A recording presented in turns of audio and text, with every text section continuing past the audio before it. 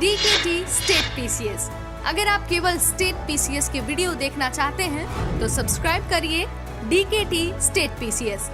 यहाँ आपको राज्यों की लोक सेवा आयोग से जुड़ी परीक्षाओं के टॉपर्स के वीडियो अरेंज फॉर्मेट में मिल जाएंगे और लिंक डिस्क्रिप्शन बॉक्स में भी मिल जाएगा। मेरा नाम ऋषिराज कपिल है। मैं विराटनगर जिला कोटपुतली का निवासी हूँ। अभी हाल ही में RAS 2021 जिसका अंतिम परिणाम आया था, उसमें मेरी 12वीं रैंक SC वर्ग में 534 रैंक ओवरऑल रही है, जिसके माध्यम से मुझे फर्स्ट अटेम्प्ट में SDM पद पर चयन मिला है। मेरी एजुकेशन की बात करूँ तो मैंने दिल्ली विश्वविद्यालय के रामजस कॉलेज से भौतिक विज्ञान विषय में MSc और BSc किया है। उसके बाद ये RAS के एग्ज़ाम में मेरा फर्स्ट अटेम्प्ट था, जिसके लिए मैंने अपनी जो तैयारी थी लगभग साल भर की मेरी यात्रा रही थी, जिसमें मैंने इस पूरी प्रिपरेशन को किया था। जैसा कि सिविल सेवाओं के बारे में कहा जाता है कि सिविल सेवा एक प्रतिष्ठित और जानी मानी एग्ज़ाम होती है, जिसके माध्यम से हम समाज के लिए व्यापक रूप से प्रयत्न करके उसके ग्राउंड लेवल पर चेंज ला सकते हैं। तो ये कारण था कि मैंने भी सिविल सेवा को इसलिए चुना कि ताकि मैं इस पद पर रहते हुए जो समाज के अंतिम सिरे तक सरकार के जन कल्याणकारी योजनाओं को पहुंचा सकूं, जिससे मुझे आत्मसंतुष्टि प्राप्त होगी। इसी को ध्यान में रखते हुए जब मैंने ग्रेजुएशन के दौरान सोचा कि मुझे सिविल सेवा की तैयारी करनी है, तो तभी से मैंने अपनी समग्र रणनीति बनाते हुए काम स्टार्ट कर दिया था। सिविल सेवाओं में जैसे कि UPSC या स्टेट PCS के एग्ज़ाम होते हैं, तो मैंने सबसे पहले जो स्टेट PCS है RAS का एग्ज़ाम, उसको टारगेट करते हुए अपनी रणनीति बनाई।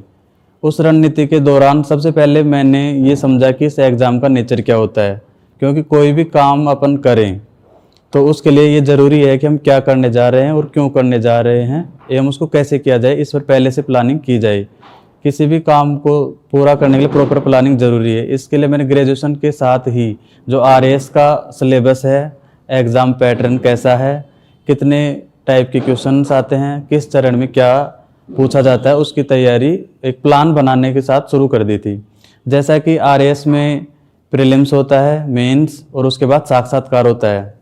ये सिविल सेवा एक ऐसा एग्ज़ाम है जिसके लिए हम समग्र रूप से अपने दृढ़ लक्ष्य बनाकर तैयारी करें तो लगभग साल से 1.5 साल की तैयारी में हम इसकी पूरी तैयारी कर सकते हैं।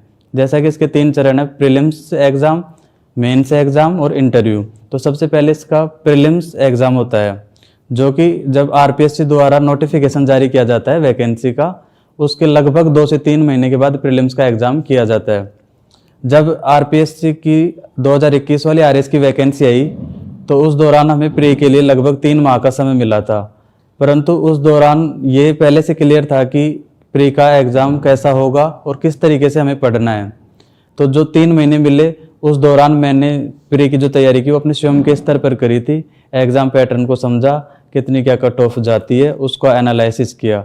उसके अकॉर्डिंग जो सिलेबस है, जैसा कि RAS प्री की बात करें, इसमें current affairs, Rajasthan GK, Indian GK और मैथ्स एंड रीजनिंग आती है, जिसके दौरान हम जो ऑब्जेक्टिव टाइप के क्वेश्चन है उन्हें हमें सोल्व करना होता है। तो जैसा कि सिलेबस मैंने डिवाइड कर लिया था, जैसे सबसे पहले राजस्थान GK, उसके बाद मैंने तैयार करी थी इंडियन GK, साथ साथ करंट अफेयर्स की इसमें महत्वपूर्ण भूमिका होती है, जिसके लिए निरंतर तैयारी हमें जारी रखनी होती है। इस एग्ज़ाम में लगभग जब वैकेंसी आती है तो उसके साल या 1 साल पहले का जो करंट होता है उसको हमें समग्र रूप से तैयार करना होता है। साथ ही इसमें मैथ्स रीजनिंग की एक अच्छी भूमिका होती है। अगर कोई विद्यार्थी जिसकी रीजनिंग और मैथ्स की समझ अच्छी है तो इसमें एक अच्छा स्कोर कर सकता है। Maths, reasoning and current affairs के बाद राजस्थान GK का इस एग्ज़ाम में बड़ा रोल माना जाता है। उस GK को कंप्लीट करने के बाद इंडियन GK और जो अन्य समसामयिक विषय है उनकी समग्र तैयारी करें। साथ में अगर हम इसका अभ्यास करते जाते हैं, जो कि मॉक टेस्ट वगैरह के माध्यम से हम प्रीलिम्स की अपनी तैयारी की परख कर सकते हैं, क्योंकि जितना ज़्यादा अभ्यास करेंगे उतनी अच्छी तैयारी हम कर पाएंगे। फिर इसके प्रीलिम्स एग्ज़ाम के बाद अगला चरण होता है मुख्य परीक्षा का। मुख्य परीक्षा में सब्जेक्टिव एग्ज़ाम होता है, जिसमें हमें आंसर्स लिखने होते हैं। RAS की मुख्य परीक्षा में 4 पेपर होते हैं, GS1, GS2, 3 and 4। GS4 complete Hindi और इंग्लिश का होता है, जो कि लैंग्वेज का पेपर है, जिसमें ग्रामेटिकल एंड कंपोजिशन पार्ट होता है। साथ ही GS1 में हिस्ट्री, इकोनॉमिक्स और 3 अन्य सब्जेक्ट होते हैं, जिसमें मैनेजमेंट, सोशियोलॉजी और अकाउंटिंग एंड ऑडिटिंग होता है। GS2 की बात करें तो उसमें ethics, science and geography, geography में राजस्थान, इंडिया और वर्ल्ड तीनों ज्योग्राफी पूछी जाती है। GS3 के पेपर में लोक प्रशासन, पॉलिटी एंड 3 छोटे सब्जेक्ट होते हैं जिसमें स्पोर्ट्स एंड योगा, बिहेवियर और लॉ, ये सारे सब्जेक्ट्स होते हैं। तो लगभग कुल मिला के चारों पेपर्स में 17 से 18 सब्जेक्ट हो जाते हैं जिनकी हमें समग्र तैयारी करनी होती है। इस एग्ज़ाम की मुख्य परीक्षा के नेचर की बात करें तो इसके लिए लगभग हमें जो मेंस का जो टाइम मिलता है प्री के बाद, वो टाइम तो ज़रूरी है ही, साथ ही इससे पहले हमें इतनी समझ अपनी तैयारी के दौरान विकसित कर लेनी चाहिए कि हमें किस तरीके से आंसर लिखना है, क्योंकि उत्तर लेखन मेंस में एक महत्वपूर्ण भूमिका निभाता है। जितना अच्छा आंसर अर्थात गागर में सागर भरने जैसी कला लेखन शैली पर हम जितना काम करेंगे हमें मेंस में उतना ही अच्छा स्कोर होगा। जैसा कि मैंने प्री के बाद अपनी मेंस की तैयारी करी थी तो लगभग मुझे 3.5 महीने का टाइम मिला था। उस दौरान मैंने निरंतर आंसर राइटिंग का प्रयास किया। जो कमियां शुरू में लग रही थी उनको धीरे धीरे दूर करते हुए जब तक मेंस एग्जाम आया और टेस्ट सीरीज के माध्यम से मैंने जो अपनी लेखन शैली में सुधार किया, उसमें पहले टेस्ट और आखिरी टेस्ट में बहुत ज़्यादा सुधार मुझे प्रतीत हुआ था, जो कि मेरे लिए जो मेंस एग्जाम जब मैंने लिखा बहुत सहायक सिद्ध हुआ। इन सब्जेक्ट्स की तैयारी की बात करें तो इसके लिए हम सेल्फ भी प्रिपरेशन कर सकते हैं, और अब अगर हमें ज़रूरत लगती है कि कोई सब्जेक्ट हमारा कमज़ोर है तो हम कोचिंग ले सकते हैं, क्योंकि इसमें जो छोटे सब्जेक्ट्स जो नए सब्जेक्ट है वो हर किसी कोर्स में नहीं होते, क्योंकि सबका ग्रेजुएशन में नेचर अलग अलग होता है। तो अगर हमें लगता है कि हमें कोचिंग की ज़रूरत है तो हम कोचिंग ले सकते हैं, अन्यथा हम सेल्फ खुद के लेवल पर नोट्स या स्टडी मटेरियल अवेलेबल करा के तैयार कर सकते हैं। जब मेंस की परीक्षा की बात करें तो पहले अटेम्प्ट में कैसे हासिल करें, उसके लिए मैं 3-4 प्रमुख बातें बताना चाहूँगा। सबसे पहला तो है कि हमें सिलेबस का डिटेल्ड एनालिसिस पता होना चाहिए कि किस सब्जेक्ट में क्या टॉपिक पूछा जाएगा, क्योंकि आरपीएससी का खास नेचर है कि जितना सिलेबस वेल डिफाइन है उसके बाहर क्वेश्चंस बहुत कम जाने के चांस होते हैं। जो सिलेबस है उसी के अंदर से हमें प्रश्न पूछे जाते हैं। दूसरा काम है कि जितना सिलेबस हमने एनालिसिस कर लिया उसके अकॉर्डिंग हम सबसे पहले जो कंटेंट होता है उसको एक बार अच्छे से पढ़ें, ताकि हमें ये बेसिक आइडिया हो जाए कि इस सब्जेक्ट्स में इतना पढ़ा और इसमें इतना, और उस हिसाब से क्वेश्चंस आ रहे हैं। जब हम पढ़ रहे होते हैं तो सबसे साथ साथ है कि जो मेंस के प्रीवियस ईयर वाले क्वेश्चंस है उनका हम एनालिसिस करें कि क्या ट्रेंड रहा है, आरपीएससी किस ट्रेंड से क्वेश्चंस पूछ रही है, किस सब्जेक्ट में कैसे वेरी हो रहे हैं। अगर हम ये ट्रेंड अपन पकड़ लेते हैं तो उससे हम बहुत आसानी से आने वाले मेंस की अच्छी तैयारी कर सकते हैं। तीसरा जो महत्वपूर्ण पॉइंट है कि हम मेंस के लिए उत्तर लेखन के लिए कोई भी टेस्ट सीरीज ज्वाइन जरूर करें। टेस्ट सीरीज का सबसे बड़ा फायदा है कि हम टाइम लिमिट में आंसर्स लिखने की पूरी कोशिश करते हैं, तो धीरे धीरे जितना टाइम हमारे लिए फिक्स होता है उसमें हम पूरा पेपर अटेम्प्ट कर पाएंगे। अधिकांश विद्यार्थी टेस्ट सीरीज तो देते हैं परंतु उसका एनालिसिस नहीं करते कि कहाँ कमी रही, क्यों कमी रही। जिस दिन से हम ये एनालिसिस करना शुरू कर देते हैं कि इस टेस्ट में मेरे इस वजह से मार्क्स कम रहे और उन कमियों को हम दूर करते हैं, तो अगले टेस्ट में वो गलतियां नहीं होती, फिर हम उन्हें सुधार सकते हैं। चौथा पॉइंट है कि धैर्य बनाए रखें। इस एग्ज़ाम्स के दौरान स्टेट पीसीएस में कई बार ये होता है कि एग्ज़ाम पोस्टपोन्ड हो रहे हैं या समय पर होगा या नहीं होगा, उस दौरान हमें नकारात्मकता से बचना होगा और साथ ही अपने लक्ष्य पर ध्यान केंद्रित करते हुए एक सकारात्मक अप्रोच के साथ तैयारी करें, धैर्य बनाते हुए, तो हम निश्चित रूप से अपना गोल अचीव कर सकते हैं। और सबसे अंतिम बात यह है कि जो भी हम प्रेजेंट कर रहे हैं, क्योंकि जो सामने वाले एग्जामिनर को दिखता है उसको जितना अच्छा प्रेजेंटेशन लगेगा उतने अच्छे मार्क्स हमें आसानी से मिलेंगे। तो कॉपी में हम इस तरीके से आंसर लिखें कि कम शब्दों में अपनी पूरी बात अपन रख सकें, साफ सुथरा कार्य हो, तो एग्जामिनर उससे बहुत प्रभावित होंगे, तो हमें अच्छे मार्क्स मिलने में आसानी होगी। तो ये मेरी मेंस की स्ट्रेटेजी रही थी, जिस दौरान मैंने स्पेशली टेस्ट सीरीज और आंसर लेखन पर विशेष ध्यान दिया था, जिसके माध्यम से कंटेंट भी याद हुआ और आंसर भी मैं लिख पाया। इसका जो तीसरा और अंतिम चरण होता है साक्षात्कार का होता है, जिसके लिए हमें लगभग 3 से 4 महीने मिनिमम मिल जाते हैं। जब मेंस कंप्लीट हो जाता है, उसका रिजल्ट आता है, उसके बाद लगभग 3-4 महीने मिलेंगे, तो उस दौरान हम साक्षात्कार की तैयारी करते हैं। साक्षात्कार की तैयारी के दौरान जो सबसे इम्पोर्टेंट बात यह है कि हम किस तरीके से खुद को प्रेजेंट कर रहे हैं, क्योंकि इससे पहले जो एग्जाम हुए थे उस चरण में एक तो ऑब्जेक्टिव था, एक सब्जेक्टिव था। साक्षात्कार का कोई सिलेबस नहीं होता।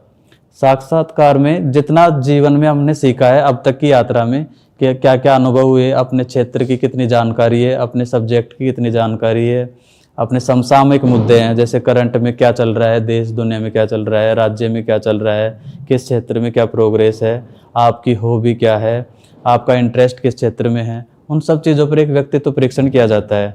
जिसमें कि इंटरव्यू आरपीएससी के जो मुख्यालय अजमेर वहाँ आयोजित किए जाते हैं।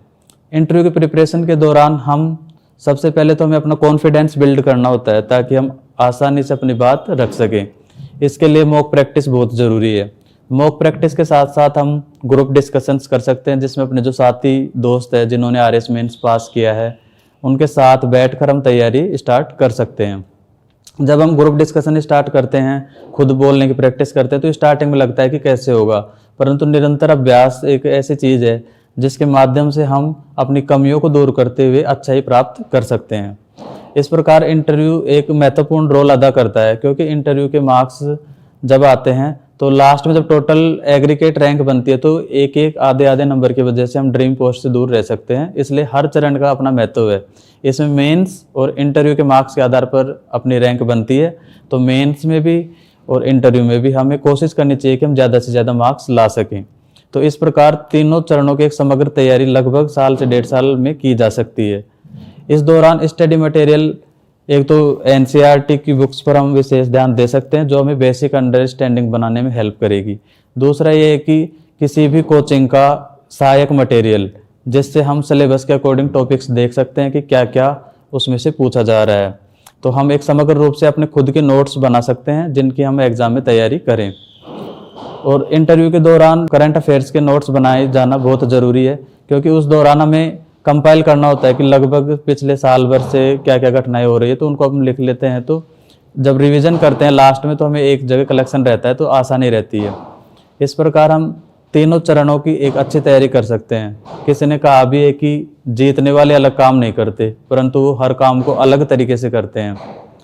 साथ ही इसमें जो एक इम्पोर्टेंट पहलू है जो सभी चरणों के दौरान देखा जाता है, वो है अपनी सेल्फ ईमानदारी। हम खुद के प्रति कितने ईमानदार हैं। अगर हम खुद के प्रति ईमानदार है तो हम निश्चित रूप से अपना खुद का मूल्यांकन अच्छे तरीके से कर सकते हैं। और फिर जब हमें सेल्फ एनालिसिस से खुद की कमियां पता चलती है और उन्हें हम दूर करते हैं, तो निश्चित रूप से हम इसमें पहले अटेम्प्ट में सफलता हासिल कर सकते हैं। अभी जैसे कि आने वाले टाइम में मेंस एग्ज़ाम है आरएस 2023 वाली भर्ती का, तो उन सब लोगों को मैं एक सलाह देना चाहूँगा कि जब भी एग्ज़ाम जिस भी टाइम पर हो, अभी तो 27-28 जनवरी डेट प्रस्तावित है, तो जहाँ तक संभावना है उसी डेट पर एग्ज़ाम होगा। तो मेरा एक अनुरोध है कि जो भी विद्यार्थी या अभ्यर्थी तैयारी कर रहे हैं वो ईमानदारी पूर्वक अपना सेल्फ एनालिसिस करते हुए रिवीजन करें। जहां उनको लगता है कि मेरा इस सेक्टर में कमज़ोर है, इस सब्जेक्ट का ये टॉपिक वीक है, तो उसको अच्छे से कवर करें। पेपर 4 हिंदी इंग्लिश का है, उस पर स्पेशली ध्यान दें और जो स्कोरिंग सब्जेक्ट है उनको पहले रिवाइज करें ताकि वो अच्छे से अच्छा स्कोर कर सके। दिल्ली नॉलेज ट्रैकर एक ऐसा चैनल है जो कि सिविल सेवा के अभ्यर्थियों के लिए एक प्रेरणा का स्रोत के रूप में काम करता है, क्योंकि इस चैनल के माध्यम से हमने कई सारे सफल अभ्यर्थियों की स्टोरी जानी, उनके संघर्ष का तरीका जाना, जो कि हमें अपनी रणनीति तैयार करने में सहायक होता है। बीच में जब भी मोटिवेशन नहीं मिलता था तो मैं मोटिवेशन के लिए भी दिल्ली नॉलेज ट्रैकर पे वीडियो देखता था। इस वजह से मुझे इस जर्नी में काफ़ी हेल्प मिली। इसके लिए मैं दिल्ली नॉलेज ट्रैकर चैनल का थैंक्स अदा करना चाहता हूँ।